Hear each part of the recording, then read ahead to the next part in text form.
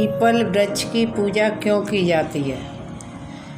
कहा जाता है शमशान में जब महर्ष दधीच के मांस पिंड का दाह संस्कार हो रहा था तो उनकी पत्नी अपने पति का वियोग सहन नहीं कर पाई और पास में ही स्थित विशाल पीपल वृक्ष के कोटर में 3 वर्ष के बालक को रख स्वयं चिता में बैठकर सती हो गई।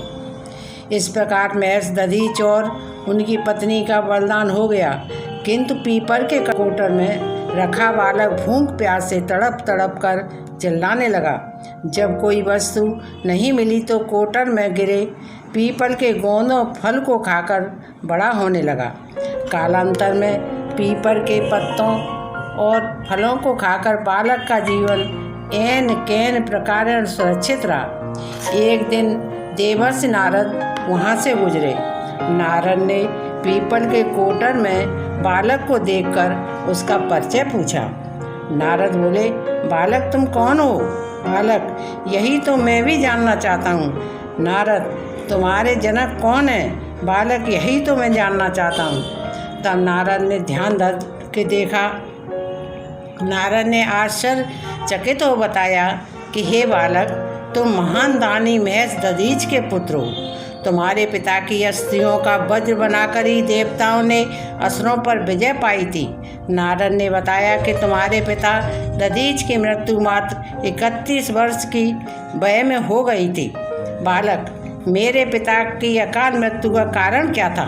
नारद बोले, तुम्हारे पिता पर शनिदेव की महादशा थी। बालक, मेरे ऊपर आई विपत्ति का कारण क्या था? नारद, शनिदेव की महादशा। इतना कहकर देवर्षि नारद ने पीपल के पत्तों और गोंदों को खाकर जीने वाले बालक का नाम पिप्पलाद रखा और उसे दीक्षित किया।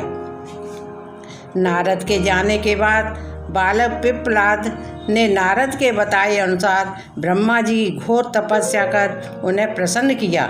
ब्रह्मा जी ने जब बालक पिप्पलाद से वर मांगने को कहा तो पिप्पलाद ने अपनी दृष्टि मात्र से किसी भी वस्तु को जलाने की शक्ति मांगी। ब्रह्मा जी से वर मिलने पर सर्वप्रथम पिप्पलाद ने शनिदेव का आह्वान कर अपने सम्मुख प्रस्तुत किया और सामने पाकर आंखें खोलकर भस्म करना शुरू कर दिया। शनिदेव सशरीर जलने लगे। ब्रह्मांड में कोलाहल मच गया। सूर्य पुत्र शनि की रक्षा में सारे देव विफल हो गए। सूर्य भी अपनी आँखों के सामने अपने पुत्र को जलता हुआ देखकर ब्रह्मा जी से बचाने हेतु विनय करने लगे। अंततः ब्रह्मा जी स्वयं पिप्पलाद के सम्मुख पधारे और शनिदेव को छोड़ने की बात कही, किंतु पिप्पलाद तैयार नहीं हुए। ब्रह्मा जी ने एक के बदले 2 वर्ष मांगने को कहा। तब पिप्पलाद ने खुश होकर निर्मलतः 2 वरदान मांगे।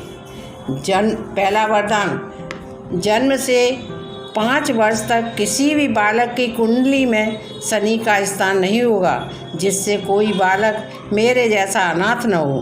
दूसरा वर मांगा, मुझ अनाथ को शरण पीपल वृक्ष ने दी है, अतः जो भी व्यक्ति सूर्यदेव के पूर्व पीपल वृक्ष पर जल चढ़ाएगा उस पर शनि की महादशा का असर नहीं होगा।